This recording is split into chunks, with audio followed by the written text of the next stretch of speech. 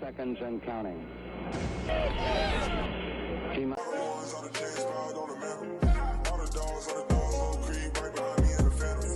Hey, what's good, yo? Welcome back to another video. It's Anish, and the Texans finally get some pass rush help that they've neglected in the NFL draft.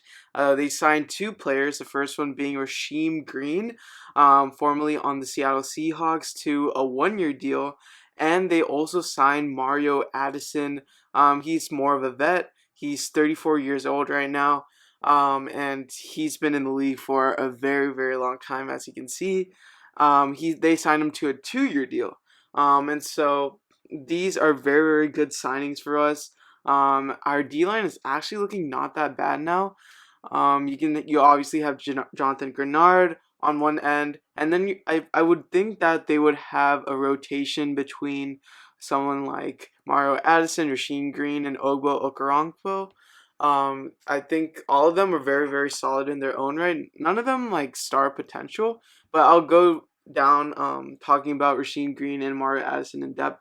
So Rasheem Green, he totaled 6.5 sacks this past season, but a lot of his sacks just came from sheer volume. He played in 17 games and he started in 16. He had 514 pass rushing snaps, and so that's pretty impressive. I mean, the sack, if you just looked at the sack number, it would look impressive, but he was on the field for so much, and the Seattle Seahawks D-line wasn't the greatest, so that's why he was out there a lot, but he's still a good player in his own right. He had about 18 quarterback hits, he had 34 pressures according to PFF, he had 10 quarterback hurries, and my favorite part about him is that he's only 24 years old. He's very versatile. He can play all over the line. He can play 7 tech defensive end, 3 tech defensive tackle. I've seen him play 5 tech as well, so he played all over that line. But all his sacks came from the edge, and I would say he looks pretty quick for his size at 285 pounds. And he blocked a field goal, returning it for 2 points. But there's a reason why he hasn't been signed until after the draft. Like, if he was the star player, then he would have been taken already. So he does have some flaws to him, like he just needs to execute run assignments better, but I feel like that could be coached up, obviously. He does miss a fair share of tackles, but that comes with playing so much, right? He was on the field so much, so when the good comes, the bad also comes. So he also had like 9 missed tackles and had an 80% miss rate. So he had a low pressure rate as an edge just because he was out there for so much. He had a 6.7 pressure rate. If you look at like what the star edge rushers have in the league, like they have like a pressure rate above 16%, and then like good ones are like over 10%. So he was below that, but I'm not trying to take away from the player because his last 5-game stretch was absolutely insane. He had 15 tackles, 3.5 sacks, 6 quarterback hits, 3 tackles in the backfield, and he was tied second on the team in sacks, third in quarterback pressures, first in quarterback hits, and so basically he had a career year last year for the Seahawks. He was drafted, I believe, like in the day 2, 3rd or 4th round. So he was still trying to find his way in his first 3 years. Didn't get too much action his first 3 years, but he finally broke out in 2021, I guess you would say. But he still has ways to improve. But the good thing is he's 24, like I said. So it's a good signing by Nick Caserio. We didn't address D-line in the draft. A lot of people were wondering, or actually we did draft Thomas Booker, but we didn't draft edge. And so we do that in signing Rasheem Green, and I think he's going to be solid for us, hopefully.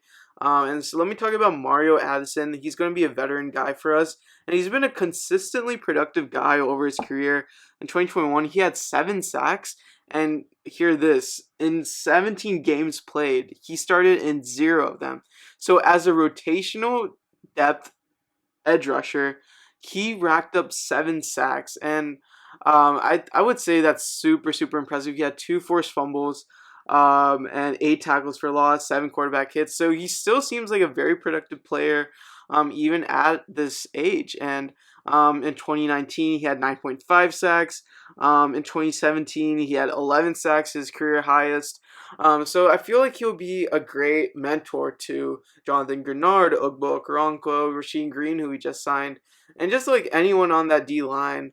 So just looking at our depth right now, we have Malik Collins, Roy Lopez, Ross Blacklock, Thomas Booker, kind of all in the inside, and then you have Jonathan Grenard, Ogbo Okoronkwo, Rasheem Green, Mario Addison. Just really, really solid players. I would hope that if the Texans do end up landing a high draft pick in next year's draft class, or either they can have that either just solely due to record, or they trade up. I would expect them to target maybe some of the edge prospects like Will Anderson. I don't know too much about college prospects for next year. Hopefully, at the end same time next year, we'll give you some better thoughts and analysis on that.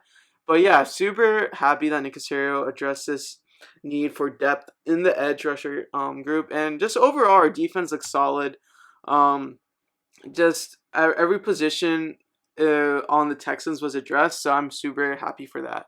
But yeah, that's pretty much it for the video. Let us know your thoughts on these two signings, on Rasheem Green and Mario Addison. I think they're going to be solid contributors for our team. And thank y'all for watching. Be sure to like, subscribe, and turn on post notifications. Peace.